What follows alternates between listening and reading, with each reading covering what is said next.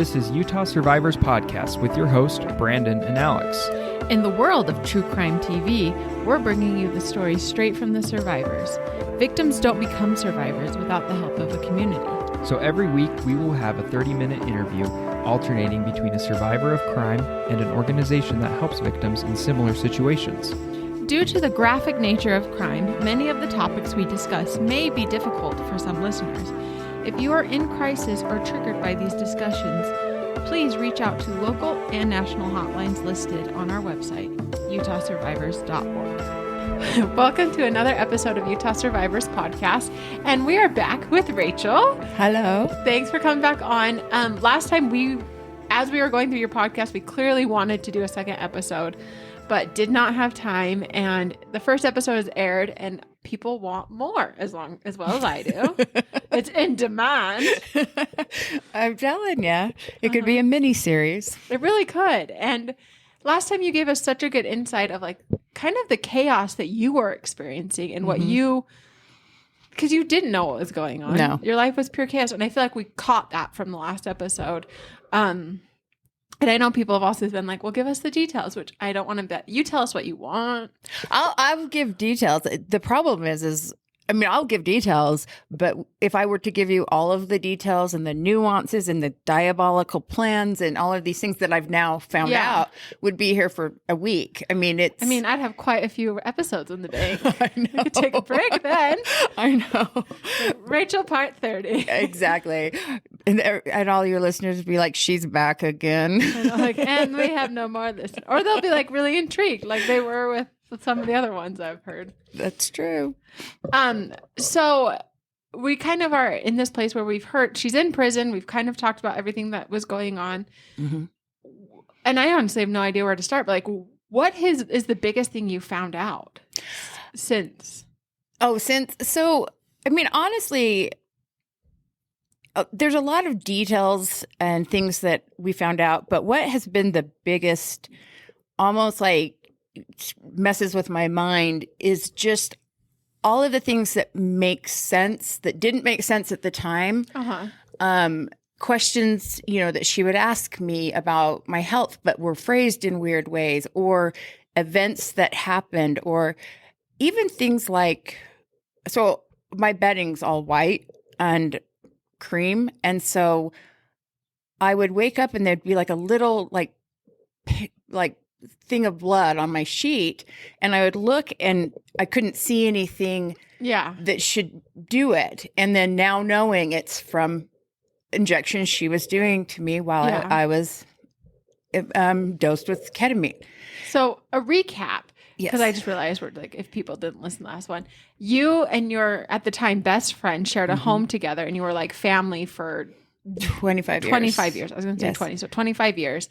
And through those years, she became obsessed with you and then plotted to kill you and was poisoning you and trying to gain custody of your child. And before we rehash everything from the last episode, just so we don't have to do that, for those that haven't heard the episode that we had with you, stop right now, go back to episode 42, and then come back to this spot. We'll wait for you. Okay. Now that you've listened to episode 42. You've pushed pause. Now you're back. Okay. Yes. Now we go forward. Why don't I just start with how I found out, and then we'll kind of go. Yeah. That'd be great. Like the day. Okay. Yeah. All right. So how did you find out that you were slowly being murdered by the person you lived with? So, probably a week before December 25th, so a week before Christmas, I was really, really ill, but there was a knock on the door, and I went and I had a hard time, and I was seeing double, and I went and opened the door, and there was they identified themselves as the FBI. And my first thought was, what did she do? Not as far as like, what did she do, but what did she tell them I did, or what? Like, why am I in trouble? Right. Because she had done things like that in the past that we were, I'd been trying to forgive her for and things I'm trying to work through. So that was my first thought and I just kind of dejectedly come on in, because you don't tell the FBI, no thanks, I don't want any. And you don't say, Come again later. And by the way, it is exactly how it is on TV. They have the black SUVs. They park them in front of your house. They have people waiting. People couldn't walk on the sidewalk. I mean, it was pretty. That's hilarious because I've never had the FBI show up at my house, so I don't know, but it's good to know. Well, I mean, what a sheltered life you live. Exactly. Who hasn't had the FBI come to their house these days? But live your life a little bit better. I can call them easily. I have access. Yeah, I have their number. But so they had a search warrant, and they started asking me questions about where packages are, and I'm like, they come here because I'm home and I can sign for them. And they asked me if she had a PO box, and they were just started kind of asking questions. And what had happened is the week before this, I was at the doctor's, and I came home and I was telling her that I had told my doctors that all of these illnesses and everything, like, yes, we've been trying to find out what's causing them, but it's not normal that all of these things that you can't explain are happening to one person. And exactly. I really felt like that. I don't know, I don't really know. I didn't really know at the time what I was asking for, but I think kind of in a vein of like wanting an investigation. And then I went to my primary care. That was my surgeon, my back surgeon. And then I went to my primary care, and she was there. She'd driven me. And I came out and I told her that I had talked to the same thing. And he said, yeah, we need to get to the bottom of it. And we were talking as we were walking out of the medical building and about this. So you, the doctor, and... No, I was telling her about my conversation with the doctor as we were walking out. Okay. So the first thing that popped in my mind was, did somebody hear me talking to her and think that I was, like even like a nurse or somebody, and think that I was saying that so something this was your happening. Thought when the FBI yeah, were at your just house. the first thing. I mean, just kind of in your moment of weirdness that you're in the middle of a episode of Criminal Minds, and so. They kind of no, that's not it. And then they were asking me a lot of questions. Does she make beer in the thing, or does she use this as a teacher? And what I found out later is they were going through all of her stories because she had told them multiple stories. Of so she had talked to them at this point. At this point, yeah, they had already arrested her. Oh, so you had no idea she had been arrested? I had no idea, even at this point, that she had been arrested. Okay. Had she been gone for like multiple days, or just a few hours? They had literally just arrested her. She was just at work. They arrested her at her work. And then they were asking her those stories, and then they were then they arrested her, and then they came because they didn't know if I was a participant. They had no idea why she was buying these things off the dark web, these viruses. She was buying like MRSA and ketamine and insulin. They didn't know if she was going to put it in a water supply or bring it to a school. But be a national terrorist. Yeah. Right. And they didn't know if I was, at that point, they didn't know what she was doing, and then obviously didn't know if I was a part of it. So, so they didn't really tip their hand as what they were asking me. And finally, I looked down and I saw on the the search warrant's, pretty long. And I looked down, and just the first thing that caught my eye was biohazard or something biochemical or something. Mm-hmm. And I just blurted out, well, I've been having a lot of, because I just had the E. coli and just had all of these things. Well, I've had a lot of bacteria and viruses and things.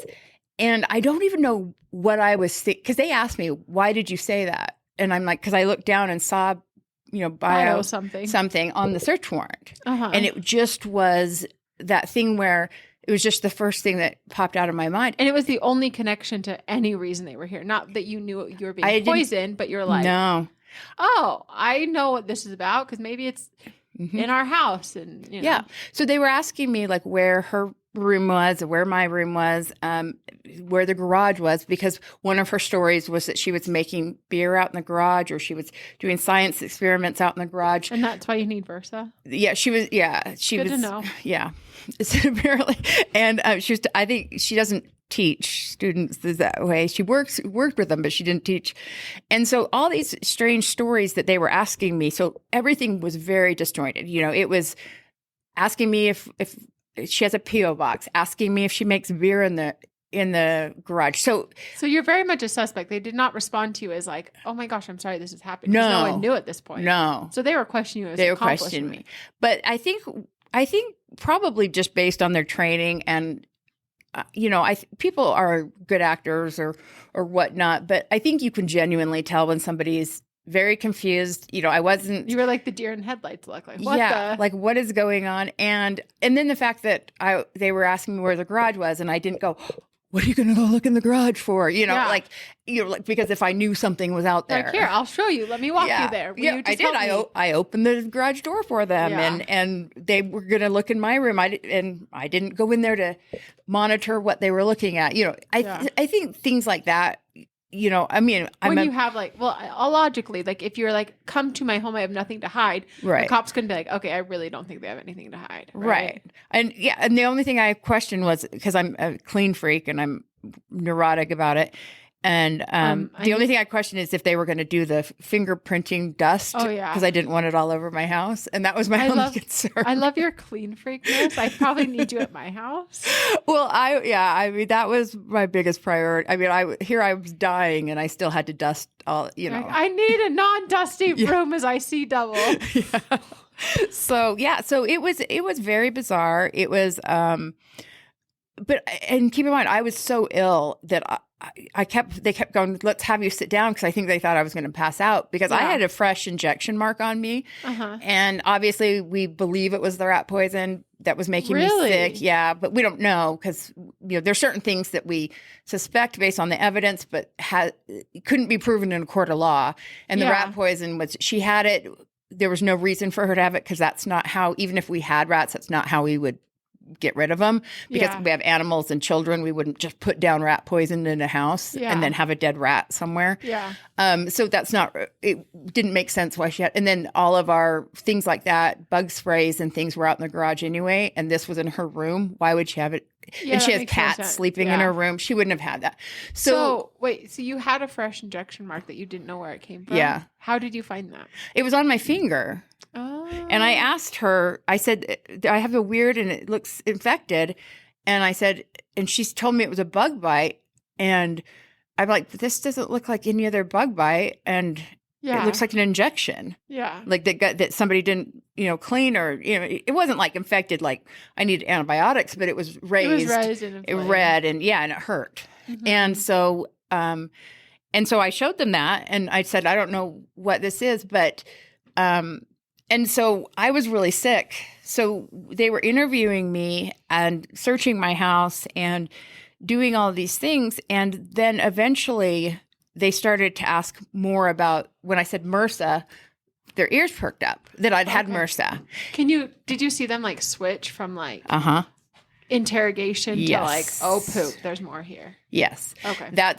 There was a definite attitude shift that you could see. And keep in mind, you could see it, but I wasn't focused on it. I was actually just focusing, trying to stay upright. I mean, I was so not pass out. Yeah, I was so sick. But so they started asking questions, and they knew that she was ordering from the dark web, because that's how she was caught. But they hadn't gone through.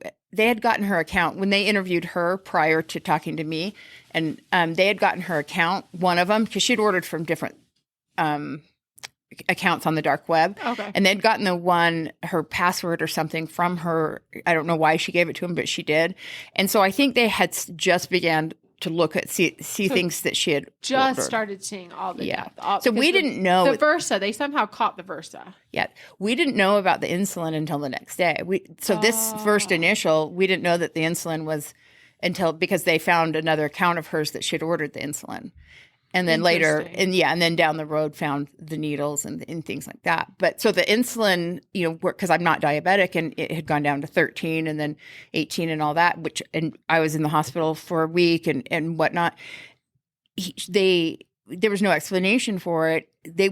So at that point, we didn't even know about the insulin, which ended up being the charge that would have been the attempted murder charge, was the insulin, because of the evidence. Yeah.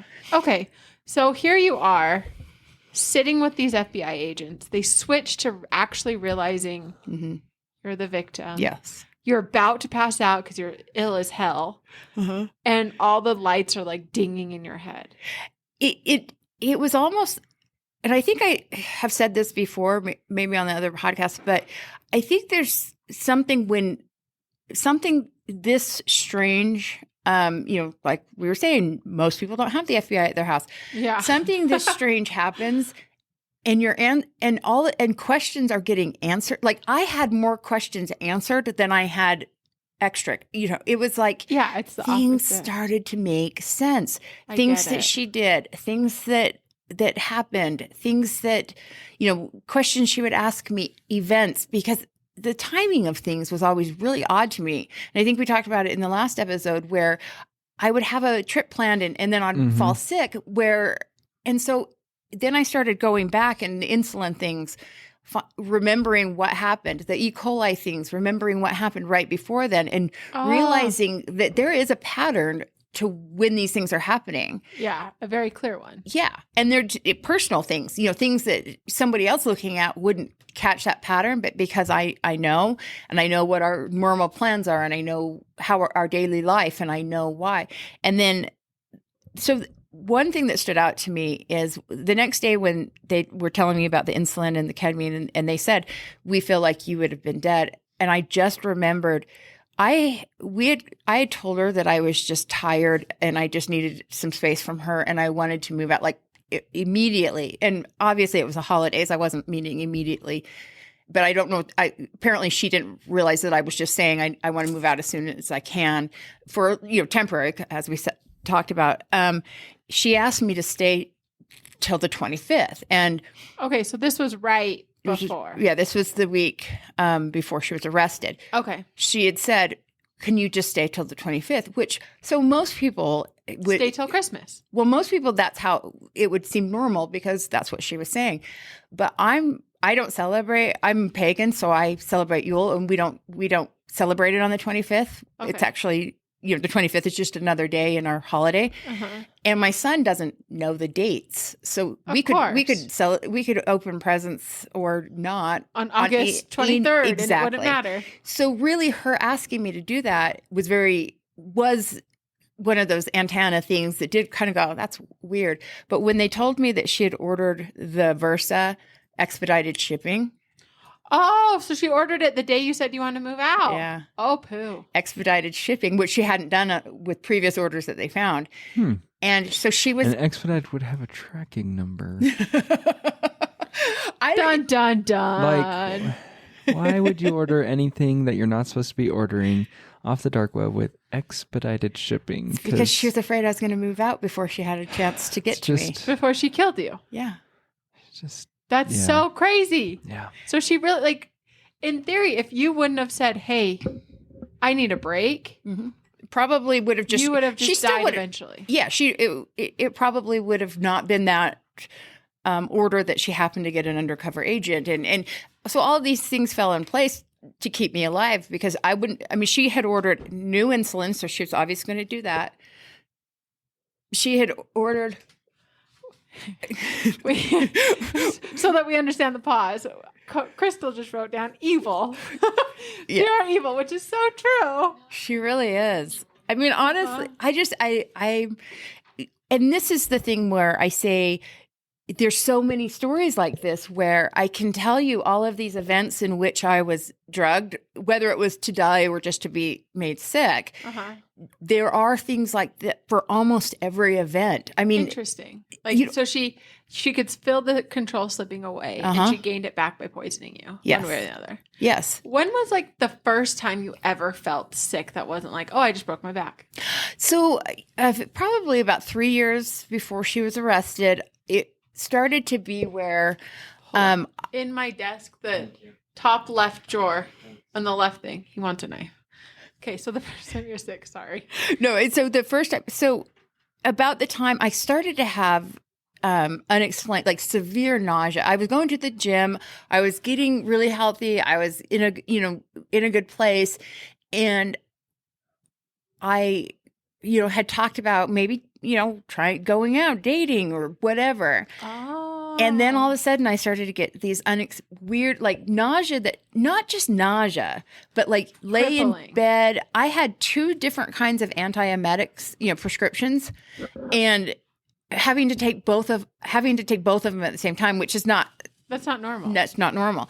And then I went and I would go to the doctor and they would ultrasound my whole body. They'd do blood test. Nothing was causing it, and so they'd just basically give me Zantac and hope it went away, right? There just never was anything they could find. And so, I thought maybe I had ulcers. I thought maybe just whatever.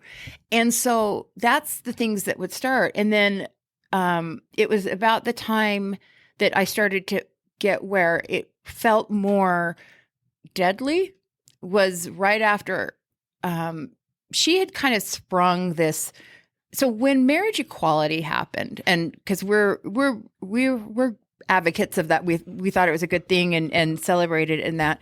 We had friends of ours who know that we're not a couple, but had said, are you guys going to get married so that, insurance and da-da-da, which I don't think you should do that to, But it makes sense. You guys have lived together for 20 plus years. And yeah. And I'm just like, no. And she's like, no, and all that. But so we end up going to dinner at her family's for one of the holidays. And she just announced in front of them, and this for the first time to me, that we were thinking about letting her adopt my son because now that marriage equality was legal, adoption for all parties was legal. Oh my gosh. And I just I didn't want to embarrass her. So I just kind of said, yeah. And then we went home and I'm just like, what was that about? And she's like, oh, I kind of just thought with all the talk about it that maybe that we had decided that. And I'm like, how did you get, okay, that was weird. And so this was also, so right after this is when you started getting deadly ill, right? No, not immediately, because I told her, I thought, it is fair for me to at least give some thought to it. Like just, because there are benefits that, I wouldn't be solely responsible. I'd have somebody else that would, be able to help if I died. And if you've been so sick. So the thought of what if I died? What could happen to my special needs child? Because I don't have anyone else. Yeah. And so, I thought about it for a while and I kind of went through pros and cons in my head and I came back to her. And so that year for Mother's Day, her family sent her a Mother's Day card, which really, really rankled. I was very upset by it. So when that happened, I kind of said, and keep in mind, I was annoyed, not at her. I thought it was them. Okay. Uh-huh. And so then it started, she said, well, but we had told them that thinking about the adoption and they just know that how much I love them and all that stuff. She was justifying it. And I just said, well, I don't really think the adoption is going to. You'll always be in his life. You're like an aunt to him, but I feel like I really just wanted not to have that happen, the adoption thing, and which it makes was sense. Then it was. Oh, that was the triggering event. That was the turning event of everything, and that was when she started manipulating things because she was going to try to take him legally, and that's what. Some of her things that I found out is very common with abusers, that they try to turn it into you're the problem, which is obviously what she's been trying to do to me. But she tried to do it through the legal channels, calling CPS and all, and there was no, they would come, they would talk to everybody, no reason. And so she figured out that people aren't just going to take her word for it. Because, her family and friends. She did do CPS reports, right? Yeah, she did to do that. And so, and they came and they were just like, no. And they immediately were like, the case. Yeah. And, so she tried to do it legally at first. And that's when I said that I was trying to forgive her for that's what we were talking about. Okay. Because I moved back, because I had moved out to stay at the YWCA domestic violence shelter. And then I came back because she told me she was in a dark place. She made a mistake. And after 25 years, I feel like I needed. You have invested so much in her. So you're like, maybe. Plus, I knew I was going to have another surgery, to be honest with you. And I had no idea what I was going to do with my son. Yeah. Why I had that surgery. Totally makes sense. So I came back. And so I think for a little while, because I was pretty healthy when I first came back. Back from the shelter, obviously, she had no access to you, right? Right, in the shelter. But even when I first moved back in.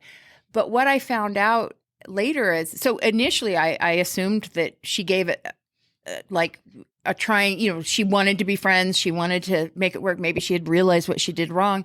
But then I found out that she was lying the whole time to get me to come back. And she was still manipulating people and trying to turn people against me while I was at the shelter and when I first came back. So there was never a time where she tried. So did you find this out later after the investigation? Yeah. Or, okay.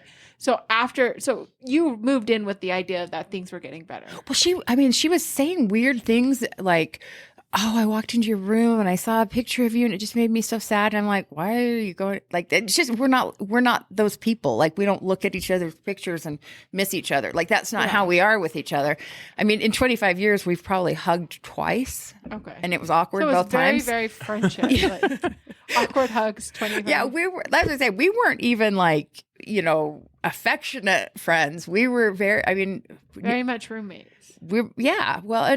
So, so she was saying all these weird things but she was trying to gaslight me. Like, she sent a video while I was at the shelter. She was trying to get a hold of me, and she would call and call and call, and I'd have to block all her work numbers, and then she'd have her friends call me, and her she was boss. stalking you. She was stalking me while she was claiming that I was, the problem. She was stalking me, and so she sent my dad. So she started calling my dad. Because she couldn't get a hold of me. Which makes sense. She's trying to get access, right? Yeah. So she sent my dad a weird video of herself that she wanted him to show me. And I was like, I didn't even see it, but he told me what it was. And so then when I was talking what was the video? It was her telling me the things I can change to come back. And and one of those things was that then I'll let her have my son and she'll pay me $500 a month for my son. So you literally you could human traffic your child. Yes, yes. Because $500 or any amount of money, like she thought, oh, okay. Like, what is she? That's what Rachel wants. Exactly. So, but when I got back, the one thing, because part of it was she had to go to therapy because I needed to know why she did that. Because it's fine for her to say she was in a dark place. I was trying to give her the benefit of the doubt. Yeah. And keep in mind, it wasn't like a simple decision. I mean, these were over the courses of time where she's, apologizing and trying to make things right. And me giving her the benefit of the doubt. It wasn't just like she said, oh, sorry. And I went, okay, cool. You tried to legally take away my son and lie about me. But so she sent this video during that time. And when I got back, one of the things that should have tipped me off, but I'm used to, she's always lied. She's always been someone who lies, but she was telling me she didn't do the video. And I'm like, yes, you did. My dad and my sister saw it. No, I didn't make a video. She was telling me she didn't file court papers. And I'm like, well, if your lawyer filed them without your knowledge, which why would a lawyer do that? No, they like getting paid to do things. And I'm like, I have them. Because lawyers are the worst. I would know. You are one. Well, and they just go and file child custody suits on people without the person. willy-nilly. That's why Brandon got his bar degree, like his license, right? Yeah. His bar license. That's what I started doing right away. I'm just like, oh, hey, random person over there, your kid's mine. Yeah. And so I'd say, I have the paperwork in my car. And I said, okay, fine. So she would not admit that she had done it or that she'd sent the video. And I'm like, oh, fine, I'll have my dad email me the video because I'm sure he kept it and I'll show you. And then all of a sudden she doesn't say, okay, you're right, I did do it. She just stops talking about it. And so she would do that same sort of thing. And so, it was just that gaslighting. And that should have been a red flag for me, but I'm so used to her lying. I was going to say, but she's broken you down for like 20 years of lying, basically. Yeah. And I just got so used to, because the thing is, I just don't, I knew, even when I would know she was lying, unless it was something that I needed her to acknowledge, I would just know she was lying. Like, I think she thought she got a lot more over on me than she did. It just wasn't worth the investment. It just wasn't worth the fight. And having her tell me that she didn't make a video that's out there, having her tell me she didn't file court papers that I have and could have went and got for her because I kept it all. Yeah. And just things like that, just it was so exhausting. And she's so exhausting as a human being, just, like to live with. And she would even comment, she knows she is. She would even comment, my family's just happy that you deal with me and they don't have to. Yeah. Because she's so much work. So what made you stay like all these years? Kind of what we talked about in the last obligation, gratitude. I wasn't raised with my siblings, and I was raised in the same home as them, but I was in a dance thing that we had practice every day, and we traveled all the time. And I wasn't really raised with my siblings, and didn't. You were raised at a dance company. I was Yeah, I was an adult at 5 years old. Yeah. And so I just kept thinking that this is how Siblings unconditional friendships and siblings and things are. Like, you just take the good and the bad. And I figured out with this that I don't have good boundaries because welcome to the club. but I would give her I would believe her, and she was so earnest and so, oh, you're my best friend. I mean, even up until the day she was arrested, because I'd say it's fine, because when we talk about me moving out, it's fine if you want to just have Ryder in your life, because I have a saying that I've said to her a million times, and I'll always say, I don't hate anyone more than I love my son. Yeah. And the thing is, meaning that if it was good for him, you'd do it. I would do it. 'Cause you're a good mom. Even if I didn't like her, if she was good for him, I would let her. Because you're a good mom. Yeah. So, so I would say it's fine, because you're going to see Ryder. And keep in mind, at the time, I thought that I was having these weird illnesses. I was going to need someone to be there, check in on us and help me out. And when you thought you would maintain the relationship, just have a little space, just have some space. And, and so she said, cry. Well, she didn't, not tears, but cries. Whiny. Yeah. She doesn't, I've never seen her actually cry. But it was like the whininess. Yeah. Oh, you're my family. You're my family. And she'd use that family word, and she knows that my family is not great. So that triggered you. It did. And the guilt. And the thing is it was not always bad, but we went through bad times. And so maybe this was just a bad time. Oh, that's easy. Yeah. I mean, she's not easy ever. She's, even in good times, she's not easy to live with. And so I had grown accustomed to not letting every little thing bother me, not, just basically giving a wide berth of expectation. Mm-hmm. Because, I was grateful for she helped me with my son. I was grateful that I had someone who loved him. Makes sense. And I was grateful for somebody who, if I needed a ride, I could call. Yeah. Anytime. So true.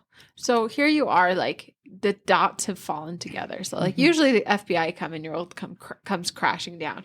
The FBI came and you got your world back, basically. I did. And you're starting to see, like, every time something pulled you away from her, like your exercise, or you're wanting to move out, or whatever, or make a friend, or literally, like, make a friend. Mm-hmm. If other you friends, would get sick. I would get sick. And then, so what happened with the first time the insulin happened? We had talked about, that I had given her the idea, but what had happened was I had MRSA, and there's a long story with the MRSA of the times where I'd pass out and she'd walk over me because I still couldn't move when I woke up. I was still alert, but I wasn't able to move or talk, and I would see her just walk right by me. So she first poisoned you with MRSA. Yeah, well, she first poisoned me with a lot of other things, but MRSA was kind of that last year before she was arrested, and then the insulin is what the charges were for, and so they became and they were the most egregious as far as. There's no reason why I'm alive, so it should have killed me. So that it's kind of the most egregious. The other stuff is cruel and torture. Even the judge called it torture. Uh-huh.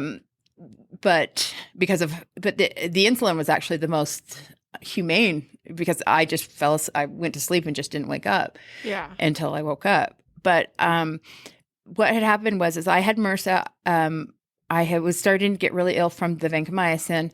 And I was starting to... What's vancomycin? The antibiotic. The really strong... That was through a PICC line. Okay. And so I was becoming neutropenic, which is that when people hear that like chemo and all that, your body starts rejecting it. The white blood cells. Okay. It's killing off my white blood cells. Okay, so killing your immune system, kind of. Right, yes. And so there was one weekend where I think I'm dying. I think I'm going to die. I just knew it. I did. And so I told her, because I told her when I said no to the adoption, I said, if I ever become like terminally ill or something where there's a thing, of course I will. Because because we weren't married or even in a relationship and she wasn't biologically related to him, if I had because at the time, remember, I had $500,000 in life insurance. If I had a family member who came forward, who found out about that and came forward knowing that money would be attached to my son and tried to fight her for that was our concern. Yeah, and they might have won. Well, and in my family, of course, they would have done it. And then given him, once they had the money, then relinquish him to the state. But so I had said, okay, we probably need to go sign papers. Because I really just that ominous, I knew I was dying. You're dying, and she's just getting tickled pink inside. Yeah. So Monday, all of a sudden, my labs got better. Because they were running my labs every other day, which was a lot for what I was going through. And so they were running my labs every other day. And all of a sudden my labs were better and I started to feel better. Do you think she stopped poisoning you or the medicine started working? No, I just think my immune system just picked back up or whatever. Oh my gosh, yeah. I mean, my surgeon, who's an amazing doctor, handled all of this. And the pharmacists and all that, they were in constant, they were adjusting things. So about 2 weeks. So then I said, oh, we don't need to do it. So we didn't go sign the papers because I wasn't dying anymore. And that was like a nail in her heart. About 2 weeks later is when the first insulin happened. Like you didn't have time to order it. That's crazy. Yeah. You can really connect every single thing. That's what I'm saying. That's why we would be here because I can literally go through every poisoning or every time I had a time period where I was, couldn't get out of bed. There was always a connecting, and that was disconnecting you from her, like an event. Right. And the fact that she thought I was going to die, I didn't die.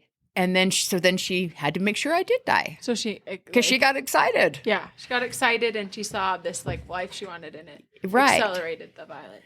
So earlier you said there was a time where you were laying on the ground, passed out, and she just walked over. Yeah. So in my beliefs, we kind of emotional or physical pain or anything like that. You spend time in nature, the earth, in particular, like soil under your feet is kind of supposed to heal you. And so I had one of my friends who lives in Italy and I would talk and she told me, she's like, I just feel like you need to get out and just dig in soil and all that. So I would go outside, drag my pick line, hoist myself outside and just be out there. And I would, plant flowers or weed or do something to just kind of put me in with nature. So I was out there and she came home and she came out back. And so I got really dizzy. She was asking me, the last thing I remember is her asking me if I ate, and I couldn't remember, I don't know if I had or not, but all of a sudden, next thing I know, I was laying on my back in the grass, and I couldn't move. And, when people pass out, it's not like how in the movies or things like that. And typically it's very rare for someone to actually pass out the way it's done in movies. Yeah.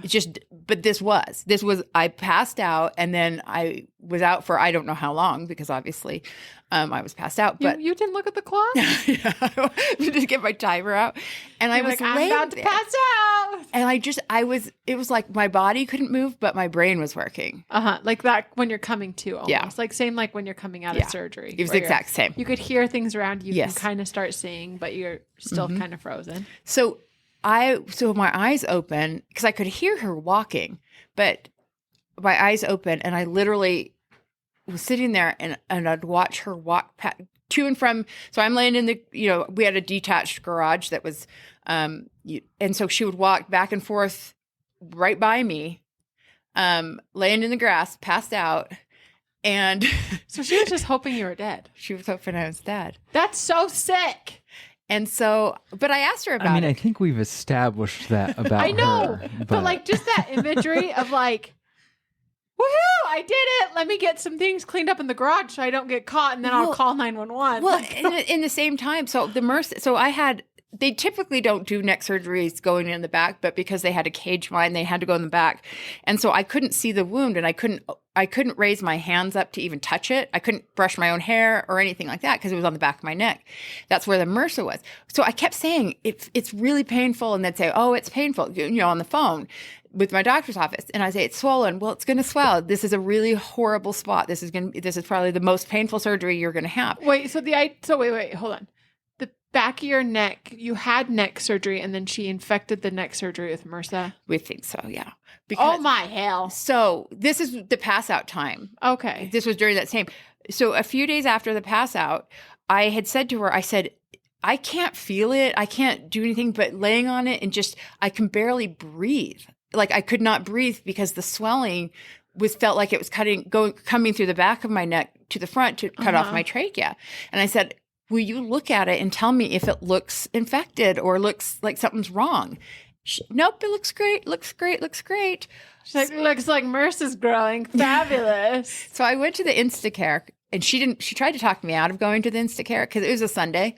And she was just like, oh, just wait and call your doctor tomorrow, Because you could die tonight. My world would be complete. Well, yeah, I'd passed out a couple of days before, and I was really weak. And so I went to the Instacare. They looked at it. I went and sat in. The guy moved my ponytail, and I could literally, he was behind me, but he jumped back and he said, you need to go to the ER right now. Oh my gosh. Don't go home. And if you even think that you might have to go home or can't get a ride, I will call an ambulance. And I probably should, but if you have a ride that can take you, I want you to leave. $8,000. Yeah, I can leave. Well, and because, that was my job, and they end up always being my coworkers. I try not to take ambulances. I don't want them to see. Well, they cost so much damn money. But so she said, and so when I went, I said, is it bad? And he said, there's literal like pus and infection oozing out of it. And I said, well, she said it was just swollen and everything. And they said, I said, well, she's not a medical person. And they said, anyone with eyes can see. It was black and had spots like cottage cheese. Ew, that's so horrible. And she had told me it looked fine. No, and so, the pass out thing happened.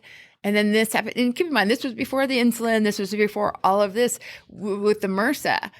So MRSA was before insulin, and then she was going to go for Versa. Yeah. She's like, MRSA got me the closest, right? Right. Because you almost died. Well, and we kept thinking that because of the timing of the insulin, that the insulin, even though every doctor, by the way, I had teams of doctors, not just, I had LDS Hospital, IMC, the U, all their interns were researching for weeks and weeks and months, eventually months. I'm kind of surprised that none of them said like the only cause is poisoning. They did. Oh, they did. Whoa, wait, hold on. When did they say this? Please. The first time I was in the hospital, they said the only way we can, they tested, well, okay, not the first time, the second time. Because she did it again 2 days after I got home from hospital the first time. Okay, home from the hospital the first time. 2 days later, she did it again. What again? Was it the MRSA? Insulin. Okay. Yeah. So she did the first insulin after I told her that I had recovered from the MRSA and that I was doing. I still had to be on the vancomycin, but I wasn't dying anymore. And then, so she did the insulin, and then I got home from the hospital from that. 2 days later, she did another dose of insulin because she got close because I wasn't supposed to live. And I had a neardeath experience, which I know people are going to think is weird, but I did. No, okay. Well, after this, we'll go into that. Okay. They said, they ran all the tests. We're going to do it again. We have interns on this. We're sending it out to the U to some specialists. I had to see an endocrinologist, like a specialist endocrinologist and everyone's like, we have no idea. And they said, but really, is there any way that you inadvertently took insulin? And I said, the only way I could is if the pharmacy put insulin in instead of like a pill, like a prescription, like the pharmacy messed up. Yeah. And they said, but you would have had to take like a handful of them. And I'm like, there's not any medication I take, prescription or over the counter, that I take a handful, even in a day. Okay. And so they said, okay, could somebody have injected you with it? They thought maybe somebody, because I had a PICC line could somebody have accidentally injected you? Well, if the vancomycin that they put through the PICC line had been insulin instead of vancomycin, the timing would have been different. It wasn't that the I get it. Yeah. right.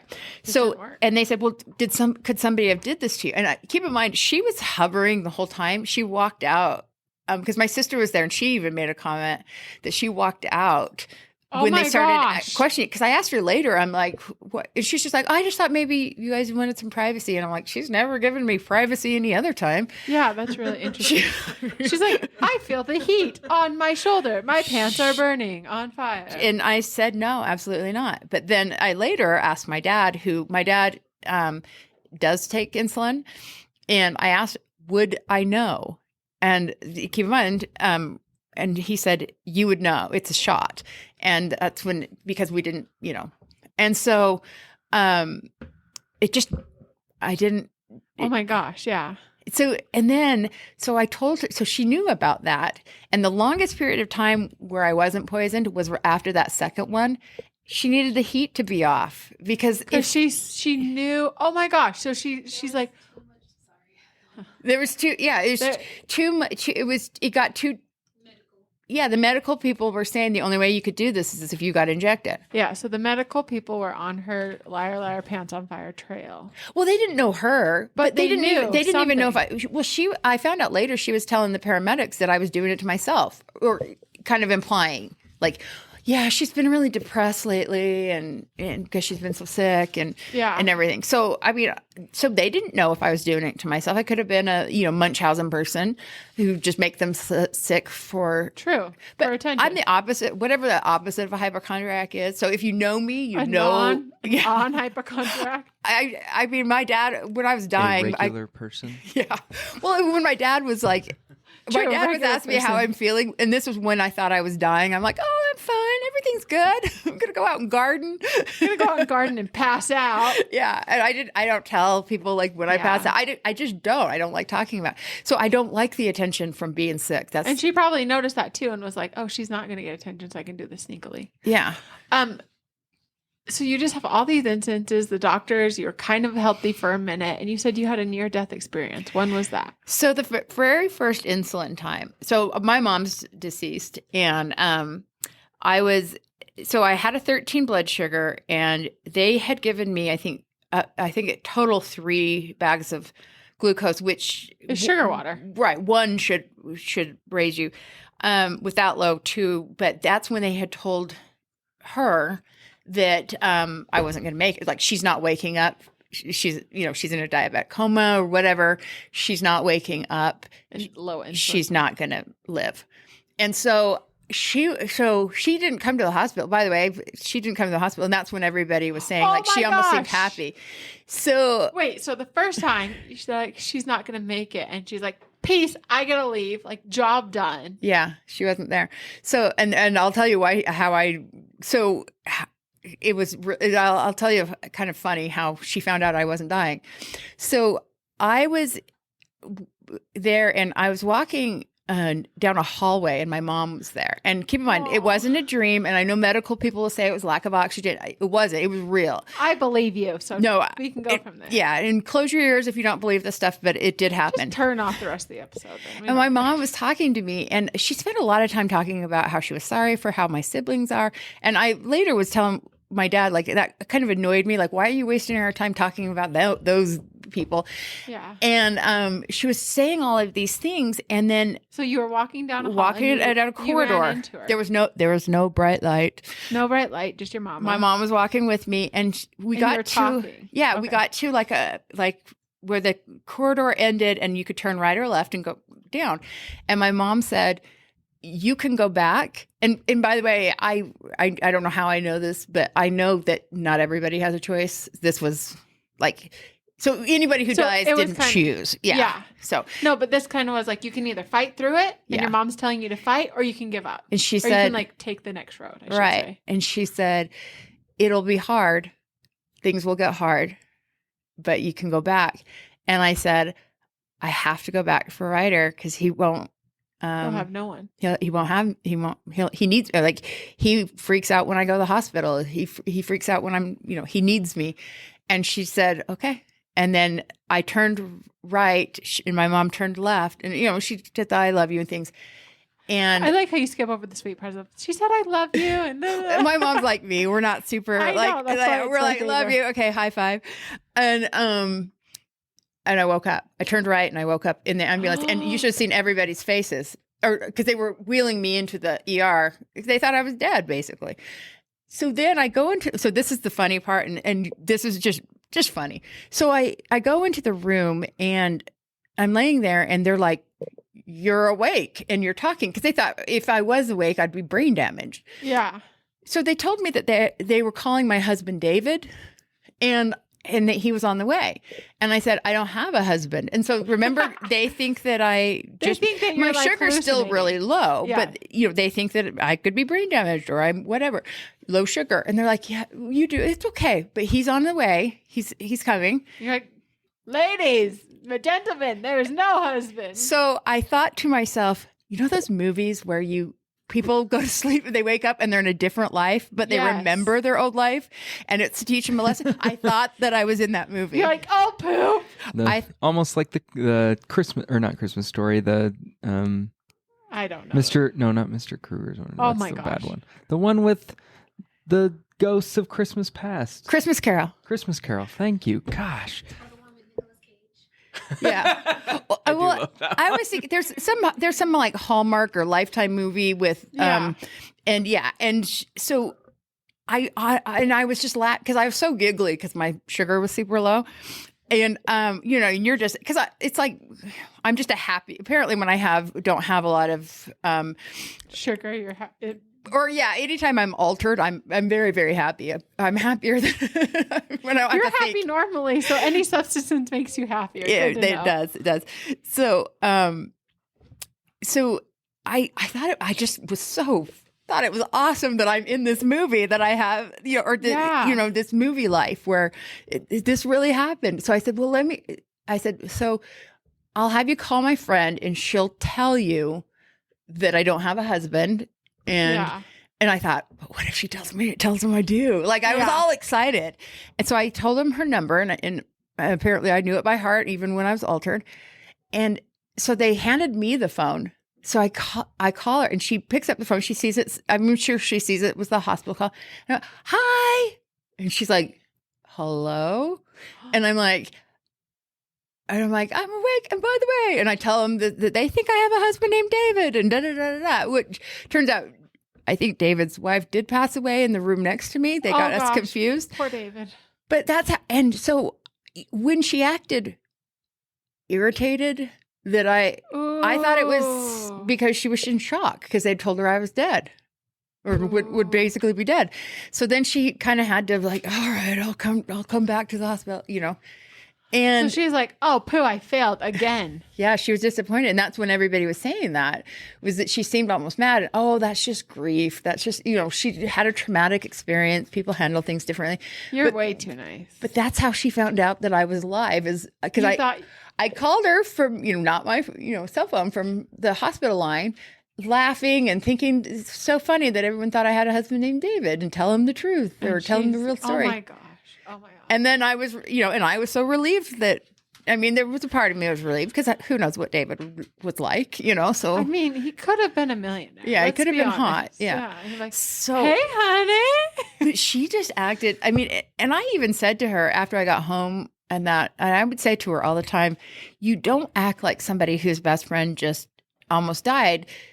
You almost feel like they would be protective of you. They would do everything for you. And she was the opposite. She didn't, she never, when I say she helped me after surgery, the only thing she ever did was take care of my son, which is a lot, but she didn't help me. Like I would fall all the time because she wouldn't help me do things. She wouldn't help me walk to the restroom. She wouldn't vacuum. She wouldn't do anything. I had to, she never helped me, but she was to the point where not helping me and seemed mad.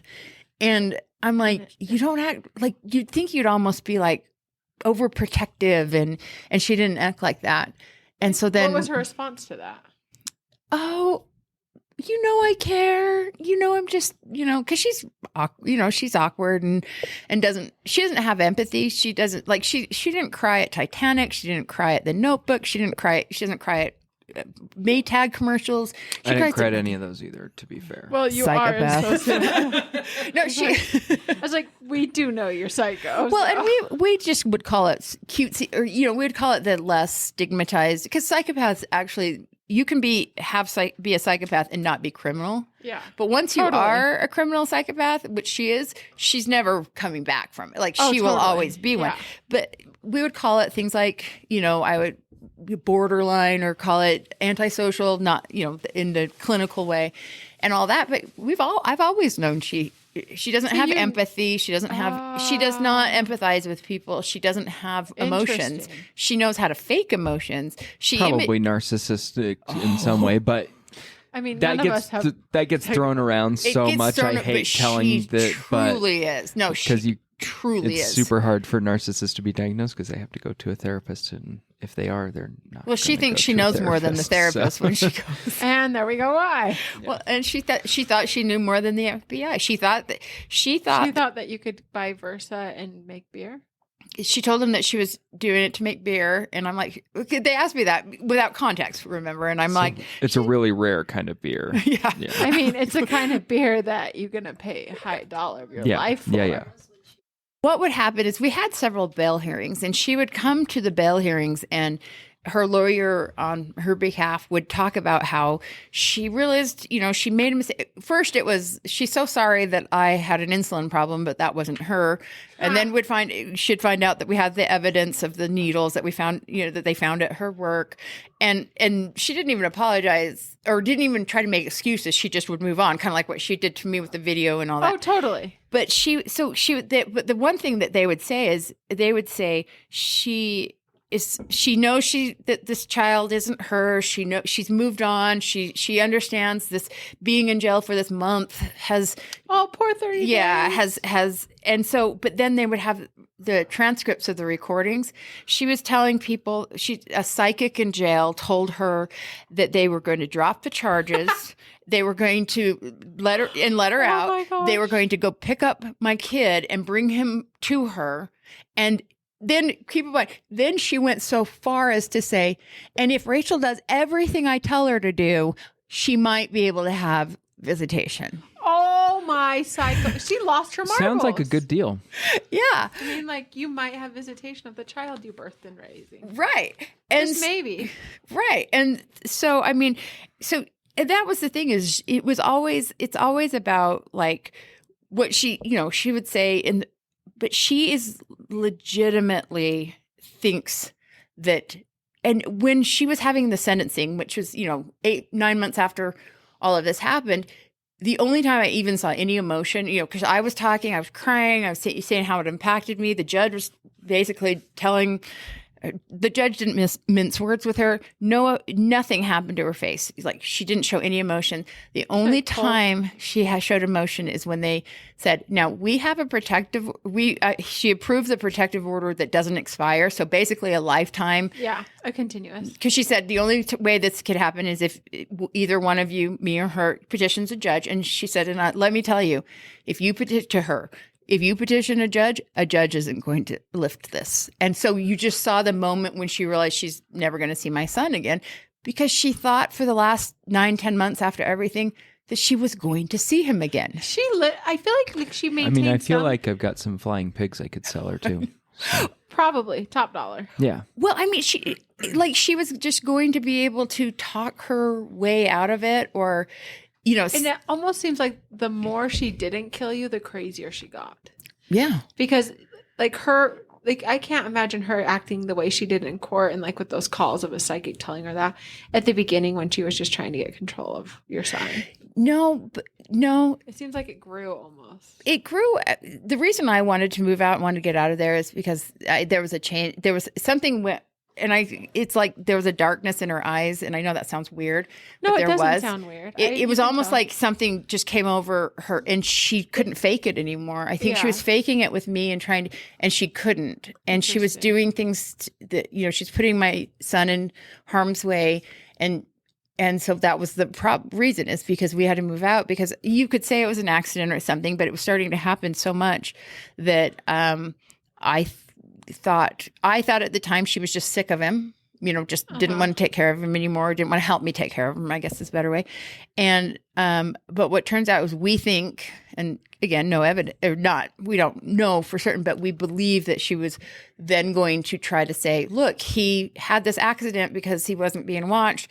His mom was, and try to blame it on me. Okay. Yeah. So she was going to hurt him in order to blame you. me. Okay. Yeah.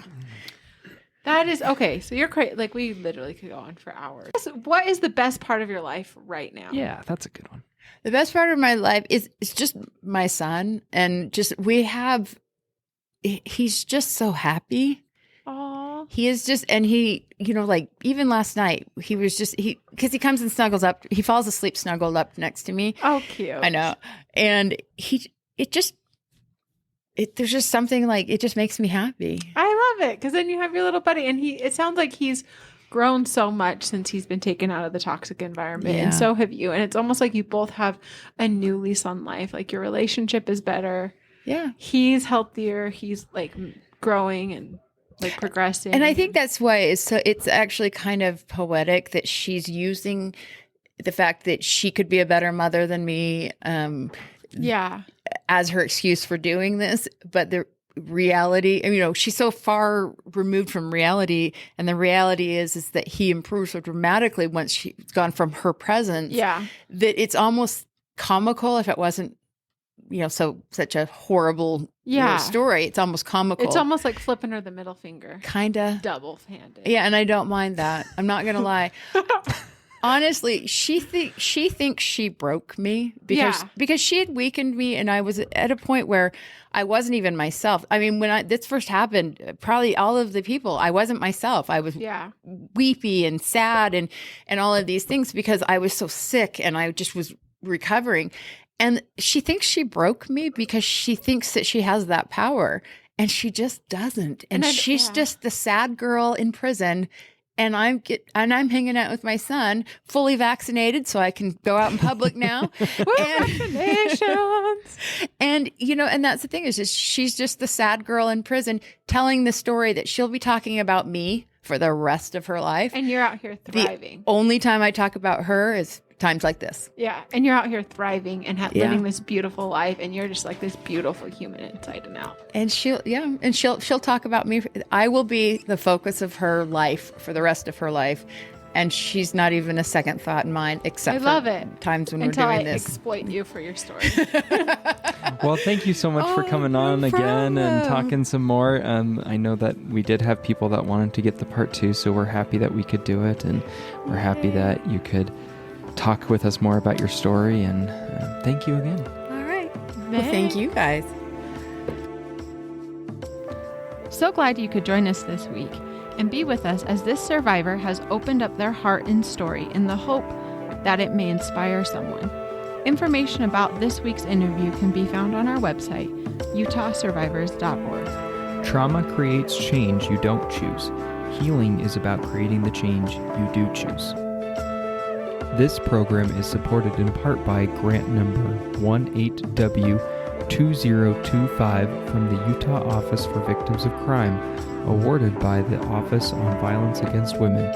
The opinions, findings, conclusions, and recommendations expressed in this program are those of the hosts and guests and do not necessarily reflect the views of the Office on Violence Against Women, the U.S. Department of Justice, or the Utah Office for Victims of Crime. Our theme song is DNA by Naji featuring Amber Lynn.